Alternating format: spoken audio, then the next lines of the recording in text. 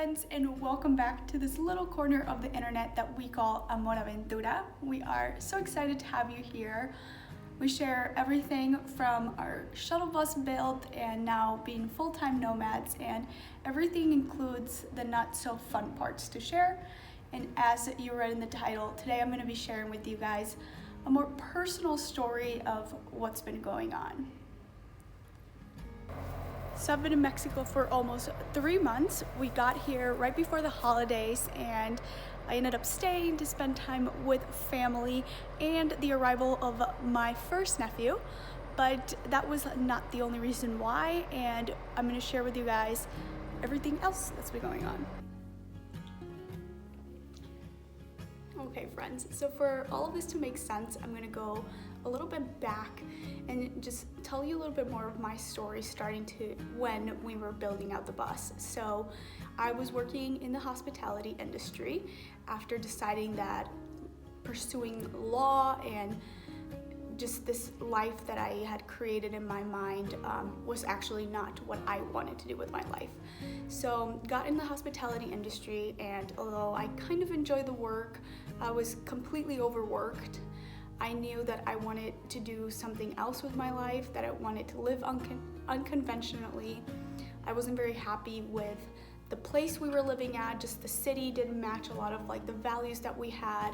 The weather was so cold and gloomy, and I was not used to it, although I had lived there for 4 years, but I was realizing it was really affecting me and how I went on with my life and my mental health. So when we finished building the bus, or when we were on track to finish the bus, it was right before the pandemic, so actually exactly a year ago, when I turned in my 2 weeks notice of my work, of my job, and 2 weeks after, as I was finishing my last days, is when the pandemic hit. So that really moved a lot of things for me and Zach. We ended up getting stuck in Ohio because we couldn't get the papers done for the bus. So the first few months of our bus journey, like we've said before, were definitely very rocky, both emotionally and in the relationship. And for me personally, I think I had built up this idea that moving into the bus and hitting the open road was gonna fix me and solve all of my issues. And when we moved into the bus and then had to live in a storage unit for a few months, that reality in relation to that other expectation I had really just didn't sit well with me and created a lot of insecurities and doubts, and made me question a lot whether we were doing something that was right for us or right for me. And it was hard. It was hard to deal with those feelings after looking forward to doing something for so long and building it with your own hands. Once we hit the road a few months into the summer, things definitely changed. They lightened up for me a little bit, but it was still a very big emotionally roller coaster for me, of highs, of being so happy with life, being in these incredible places, and then lows. Because with bus life, you find yourself, in the middle of nowhere with silence. And I don't think I had ever experienced that to that degree, being able to just listen to your thoughts constantly and yourself. And I realized that I was very unhappy with some behaviors I had picked up, with some thought patterns, with some mentalities, and it really drained me, and I think it took me away from enjoying the experience that we were having it to the fullest.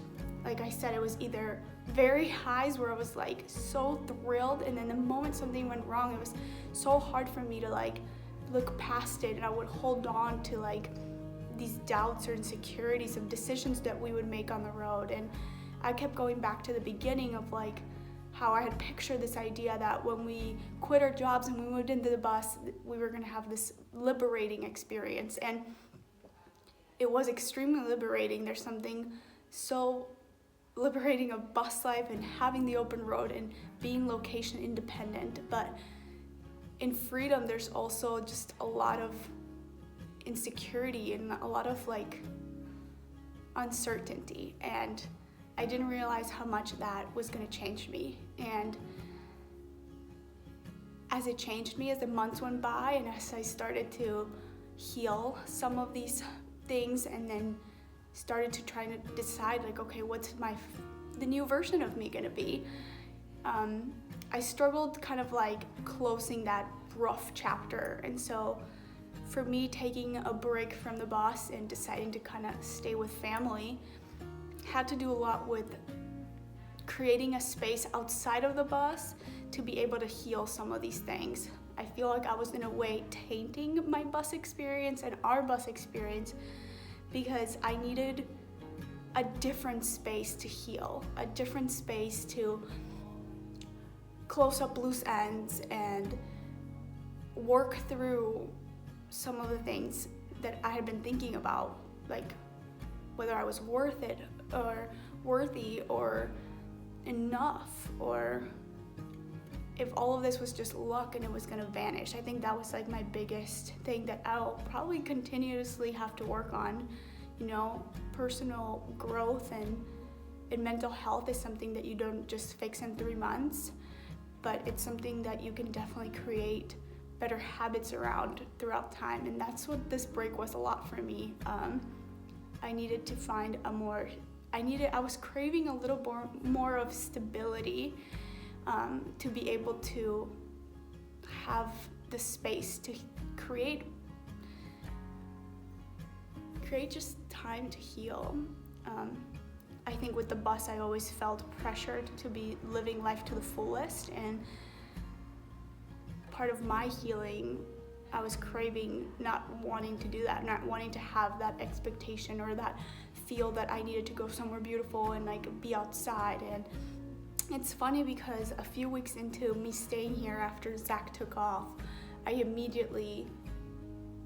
I suddenly realized how good the bus does, like how much the bus and this lifestyle like actually fits me and benefits me and helps my mental health. So I saw a comment on our last video when Zach was talking about why he needed to go on his adventure, that said that they were a little bit scared because they had seen so many couples like split up when they do bus life. And I've actually had those similar thoughts. I questioned what was going on in our relationship specifically because I was needing these different things, completely different things in Zach. Zach was craving, adventure and doing these things more in himself, and I was craving just more the stability and just quiet, slow time. And so it definitely makes you question because you've seen a lot of couples break up, and I think the reason it scares a lot of people, or even maybe the reason it happens, is because there's something very unique and very magical that happens when you have the open road, when it's you and your partner and your thoughts, and you get to wake up every day and make up your lives. You really get to see the ugly of yourself and the other partner, and the really good parts too, but you get to realize a lot of things that don't happen in a life where there's so much external noise. So I think this experience of living two very different things for the last 2 months have actually brought us closer, which makes me so happy, because we had it rough last year. When you're going through an emotional patch and you are living in 150 square foot with your partner, it definitely drains the relationship too. But I feel like I'm ready, and I feel like this break was everything I needed to get recentered and refocused into why I am doing this journey, what this journey means to me, and what I want this journey to be, what story I want to tell in this journey. So I'm really looking forward. We're just days away of me getting back. And so I'm really anxious and nervous because I feel like I've become a new person. And I think this time was also that. It was time for me to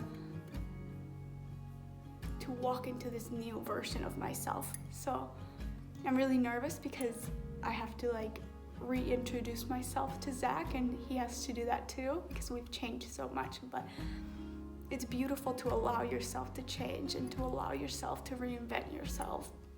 to allow yourself to decide that now your values and your mindsets are going to be different. It's really beautiful to embark on this spiritual or like personal growth adventure. So yeah, that's a little bit of what's been going on.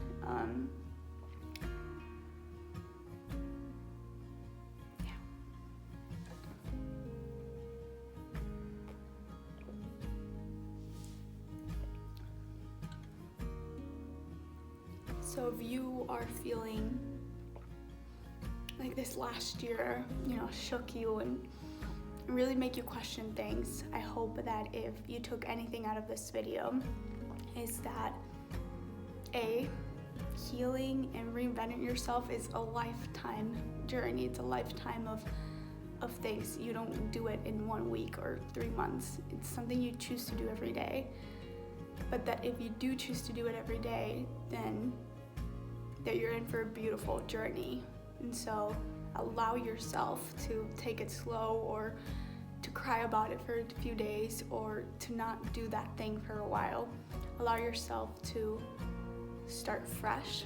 Allow yourself to change your mind. Allow yourself to be you and be here. So yeah, we are very excited to share with you guys more of these raw, emotional, upside down stories that come with choosing to live this very different life. We're getting close to our 1 year anniversary of hitting the road, and we have a lot of really cool things planned, and just things and projects that we're allowing ourselves to dive into. So thank you for being here and being part of this journey with us. Your comments, your support, your encouragement, it means more than we could ever tell you. So this adventure is that much sweeter knowing that we get to share it with you guys. So we hope to see you in the open road soon, but we'll catch you next week.